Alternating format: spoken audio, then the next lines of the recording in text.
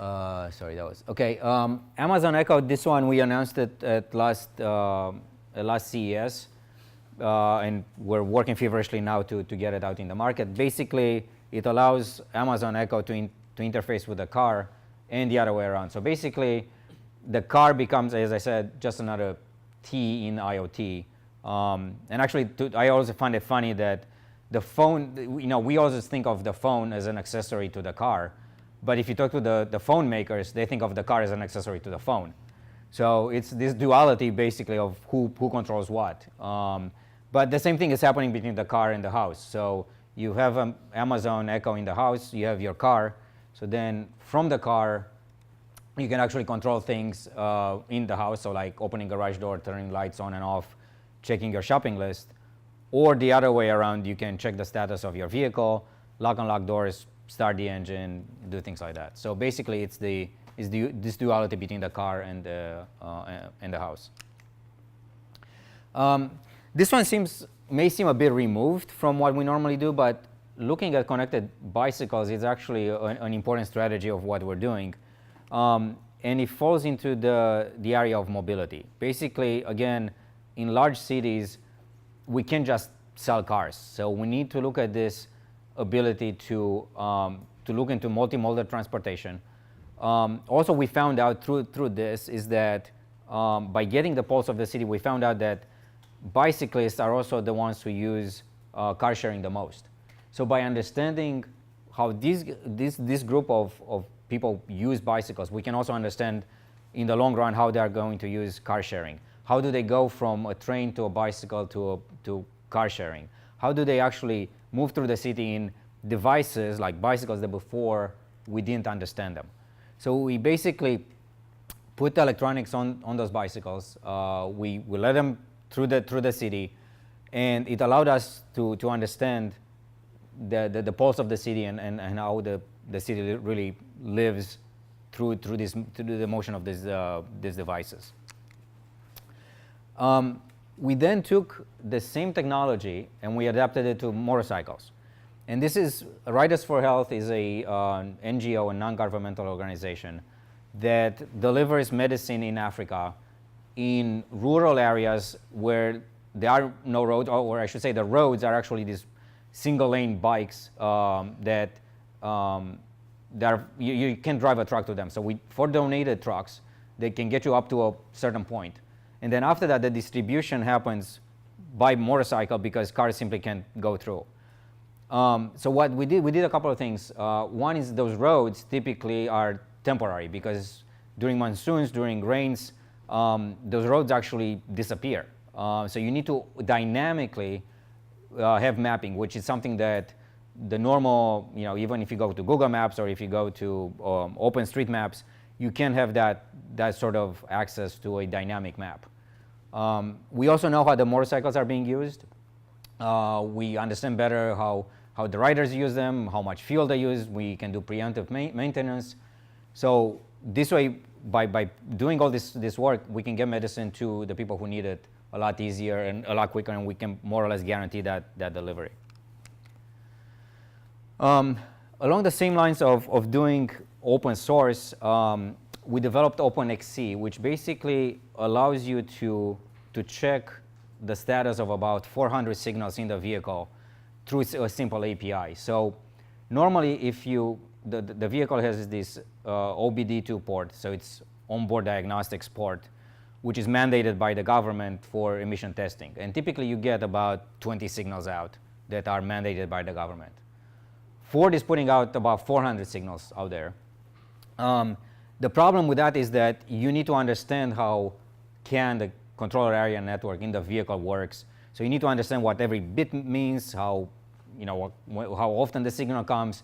It's basically something that really just someone who either has a lot of time to reverse engineer it can do it, or an engineer that works for that company. And it varies from company to company. I mean, we do it differently than Toyota, differently than Honda, different than anybody else.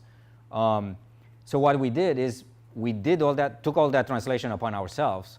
So now if you want to know the speed of the vehicle, you simply send a call to OpenXC from your iPhone through an app, and then you get back the reading for your speed.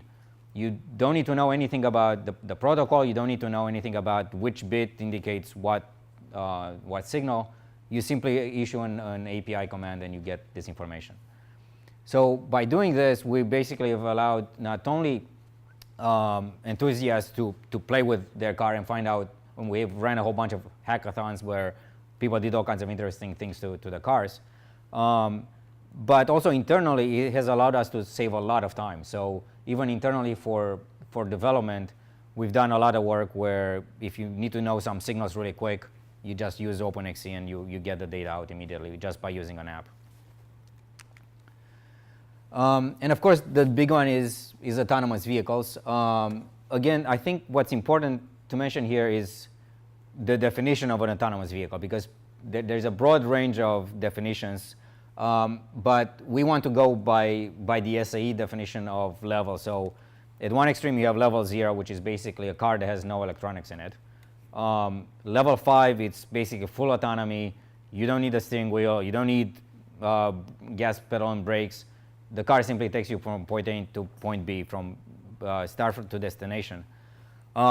Just to get a sense, Tesla is like level 2.5, basically, somewhere in there.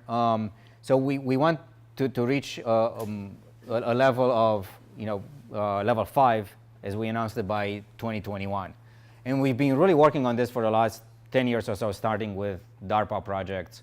So we have a long history in developing autonomous vehicles. We just want to make sure that, when we release them to the public, they are safe, they're vetted, that we have the right amount of sensors in them, but not too much, so that they are affordable for everybody. So the whole idea here is to release a vehicle that's affordable and safe, so that people can feel comfortable in owning it, or getting into a car sharing situation where the vehicle is a Ford. So what is the autonomous driving? I mean, where you do the research? Is it in Dearborn or is it It's throughout the company. So in Palo Alto, typically we have slices of various technologies that we work on. That's why we're integrated with the rest of the Ford. So from Palo Alto, we do mostly sensors, and mostly next generation sensors. So we're looking at next generation LiDAR, next generation radar, cameras, sensor fusion.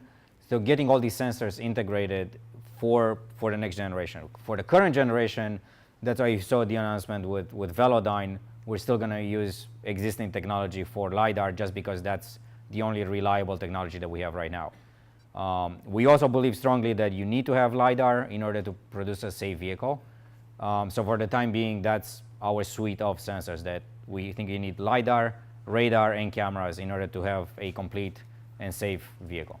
Right, so a lot of vendors, they try to use the solution to implement level 2, 3, 4, 5, but why Ford is so confident to directly go to 5? Because we think level 3 and to some extent even level 4 is not necessarily safe. And that's because you would expect the human to take over after a very long period of inattention.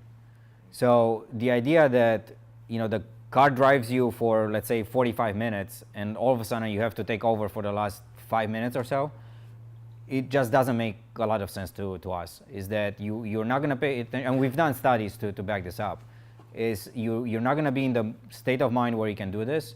You may be asleep, you may be preoccupied with something else. So that transition, going from full autonomy to manual control, we don't think it can be done in a safe manner in all situations. So that's why we want to skip from level 2, where we just help the driver, directly to level 5, in order to be able to make sure that we're in full control of what goes on. Okay, so the car has already on the road, started the road testing? We are testing it in Dearborn, and we've been testing it for a while. We just got at the beginning of last year, we got our license to test in California, and we'll be testing here soon. Okay. So we're looking at different urban environment, because it varies. I mean, we looked at different urban areas, and each one of them has a completely different traffic pattern. So you need to adapt to that in the individual driving situation.